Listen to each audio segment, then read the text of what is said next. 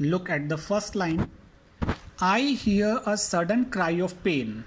I यहाँ पे खुद पोएट है. कभी कहता है I hear, मुझे सुनाई देती है, a sudden cry of pain, अचानक से उसे एक दर्द भरी चीख, cry, एक दर्द भरी आवाज़, रोने की आवाज़, चीखने की आवाज़ कभी को सुनाई पड़ती है. There is a rabbit in a snare. कभी को ऐसा लगता है कि वहाँ कहीं रैबिट है, वहाँ कहीं खरगोश है, in a snare, जाल में. तो कभी को अचानक से एक आवाज़, एक दर्द भरी चीख सुनाई पड़ती है और कभी पहचान चुका है कि जो ये चीख है या दर्द भरी आवाज़ है वो किसी खरगोश की है और ये खरगोश किसी जाल में फंसा हुआ है. Now I hear the cry again. अब मुझे सुनाई पड़ती है, वो चीखने की आवाज़ फिर से आती है मेरे पास, वो दर्द भरी कराहने की आवाज़ फिर आती है मेरे पास. But I can not tell from where.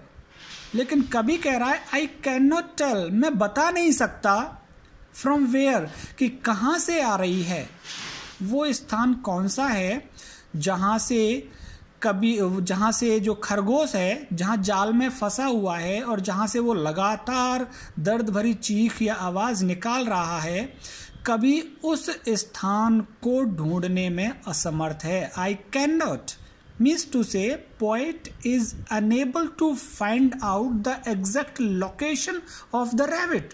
कि कभी असमर्थ है उस स्थान को ढूंढने में जहां खरगोश का पैर या खरगोश स्वयं जाल में फंसा हुआ है.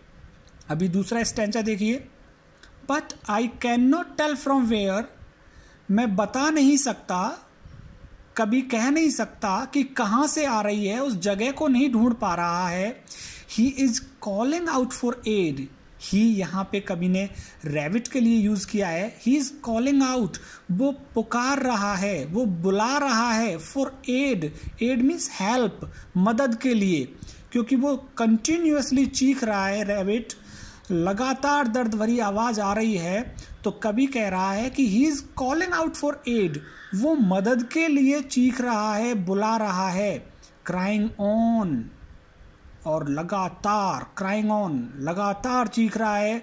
ऑन द फ्राइटन एयर, और जिस एयर में वो है, जिस एटमॉस्फेयर, जिस भी जगह है, जिस भी वातावरण में है, उसने उस वातावरण को क्या कर दिया है, फ्राइटन.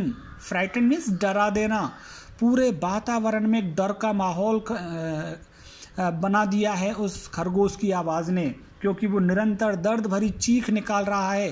तो दूसरी सारी चीज़ें वहाँ डर गई हैं, वहाँ का जो वातावरण है वो डरावना हो गया है.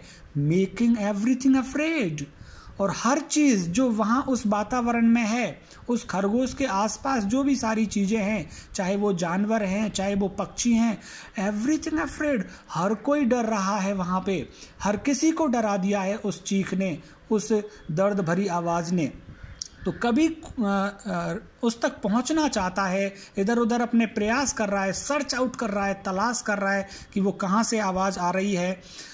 उस जगह पे जाना चाहता है जहाँ पे वो लगातार चीख रहा है और हर जगह उस वातावरण में टेरर, भय क्रिएट कर दिया है उसकी आवाज़ ने. अब हम थर्ड स्टैंजा पे हैं. मेकिंग एवरीथिंग अफ्रेड, हर किसी को डरा दिया उसने.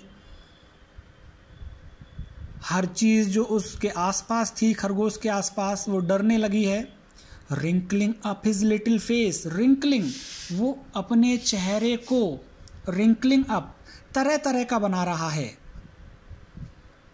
उसका जो छोटा सा प्यारा सा चेहरा है, उस चेहरे को वो अलग अलग प्रकार का बना रहा है. As he cries again for aid, जैसे जैसे वो चीख रहा है, रो रहा है, अपनी चिल्लाहट निकाल रहा है सहायता के लिए, तो दर्द भरी आवाज़ की वजह से उसका जो प्यारा सा छोटा सा चेहरा है वो तरह तरह का बन रहा है, उस पर लकीरें आ रही हैं. Wrinkling means he is twisting his face, अपने चेहरे को मोड़ रहा है, कभी किसी तरह का बना रहा है चीखते हुए, कभी किसी तरह का बना रहा है, और लगातार वो सहायता के लिए पुकार रहा है. And I can not find the place, और अभी भी कभी उस स्थान को ढूंढने में असमर्थ है. And I can not find the place where his paw is in the snare, कभी कह रहा है कि मुझे अभी भी वो स्थान नहीं मिल रहा है जहां उसका पाव, जहां उसका पैर, जहां उसका पंजा इज इन द स्नेयर, जहां जाल में फंसा हुआ है उसका पंजा, वो स्थान अभी भी मुझे नहीं मिल रहा. लिटिल वन, ओ लिटिल वन, यहाँ पे लिटिल वन खरगोश को कहा है उसने, क्योंकि कभी भी दुखी हो गया उसको लगातार ढूंढते हुए, तो उसको कह रहा है बेचारे, ओ लिटिल वन, ओ छोटे से जीव जो कि खरगोश है, आई एम सर्चिंग एवरीवेयर, मैं तुम्हें हर जगह तलाश कर रहा हूँ. आई एम सर्चिंग, हर जगह मैं तुम्हें तलाश कर रहा हूँ, मैं तुम्हें बचाना चाहता हूँ, उस जाल में से तुम्हारे पंजे को निकाल देना चाहता हूँ. बट लिटिल वन, अरे प्यारे, तुम मुझे मिल ही नहीं रहे, वो स्थान कौन सा है जहाँ तुम फंसे हुए हो, वो मुझे मिल ही नहीं रहा है.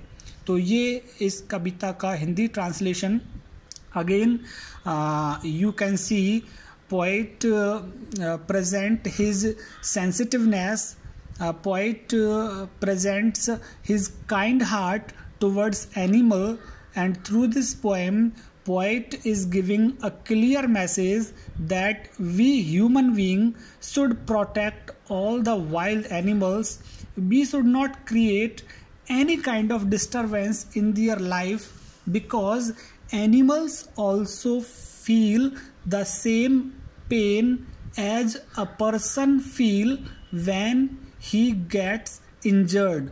जब एक व्यक्ति चोटग्रस्त हो जाता है, जो दर्द इंसान को महसूस होता है वही दर्द जानवरों को भी महसूस होता है. एक ऐसा संदेश यहाँ कवि देना चाहता है कि हमें हमारी किसी भी हरकत से, हमारे किसी भी कार्य से हमें जानवरों को परेशान नहीं करना चाहिए.